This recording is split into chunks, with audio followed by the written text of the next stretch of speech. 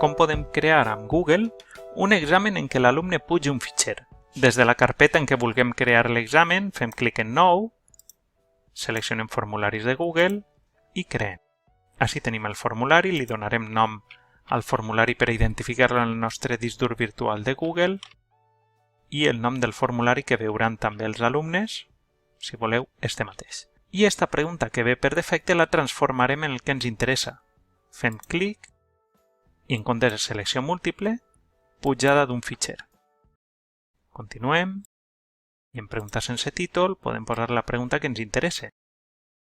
I a partir d'ací podem configurar la quantitat de fitxers que podem pujar, la mida màxima del fitxer, que pot anar a 100 megas, 1 giga, el que necessitem. Si és un fitxer de vídeo, doncs més gros.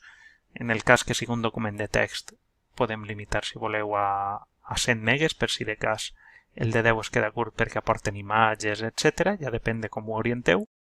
I podem seleccionar només fitxers concrets. Si fem clic ací, els podem dir que només indiquen documents, o fulls de càlcul, o PDFs, però vaja. En principi podeu donar llibertat de pujada i amb això quedaria preparat l'examen. Com es veuria? Doncs este és l'examen que un alumne podria completar d'aquest estil. L'alumne veuria l'enunciat, redactaria el document com necessitara i afegiria el fitxer recuperant-lo del seu ordinador. Una volta hem creat l'examen, en la carpeta en què hem creat els exàmens, en aquest cas, este és el nostre examen de pujada de fitxers, es crea una subcarpeta en què aniran a parar tots els fitxers que pengen els alumnes.